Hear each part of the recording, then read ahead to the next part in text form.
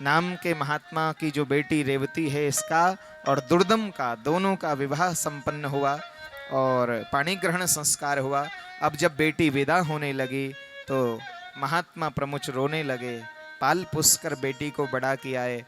जन्म देने वाली बेटी जब चल करके अपने ससुराल को जाती है तो माता पिता की आंखें नम हो जाती हैं।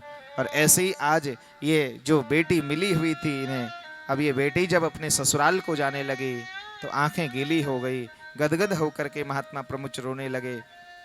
बेटी और दामाद को आशीर्वाद दिया और कहा कि वरदान मांग लीजिए मुझसे, तुम्हें क्या चाहिए। तो इन्होंने कितना प्यारा वरदान मांगा। इन्होंने कहा, महाराज हमारे घर में यदि बेटा होवे।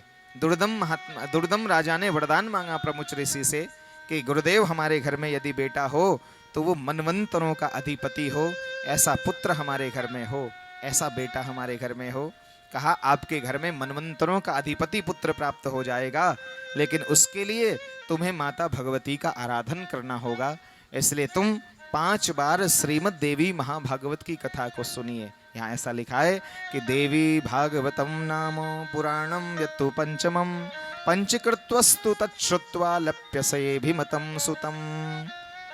तो कहा कि 5 बार यदि तुम लगातार श्रीमद् देवी भागवत का अनुष्ठान करो और 5 बार माँ भगवती की कथा आप सुनेंगे तो आपके घर में मनवंतरों का अधिपति ऐसा पुत्र तुम्हें प्राप्त होगा। तो लोमस ऋषि को इन्होंने बुलाया है राजा दुर्दम ने, और लोमस ऋषि के माध्यम से श्रीमद् देवी महाभागवत की 5 कथाओं का अनुष्ठान इन्होंने किया है। और माता भगवती की कृपा से रेवती के उदर से इनको रैवतक नाम का बेटा प्राप्त हुआ और वो मनवंतरों का अधिपति बना। इसलिए हमारे यहाँ जो 14 मनवंतर होते हैं उसमें से एक मनवंतर का नाम है रैवत मनवंतर या रैवतक मनवंतर, उस मनवंतर का नाम है। और जो इस मनवंतर में, जिस मनवंतर में आप और हम लोग हैं, इस मनवंतर का नाम है वैवस्वत मनवंतर। इसलिए जब आचार्य ब्राह्मण लोग संकल्प कराते हैं तो कहते हैं वैवस्वत नाम मनवंतरे है, संकल्प में मनवंतर का नाम बोला जाता है। तो उसी प्रकार जो वैवस्वत मनु इस मनवंतर के अधिपति हैं, उसी प्रकार रैवतक नाम के मनवंतर के अधिपति इनका बेटा बना है। इतना बड़ा पद मिला है, मनवंतरों का अधिपति बना है, इतना बड़ा बेटा माँ भगवती की कृपा से इन्हें प्राप्त हुआ है।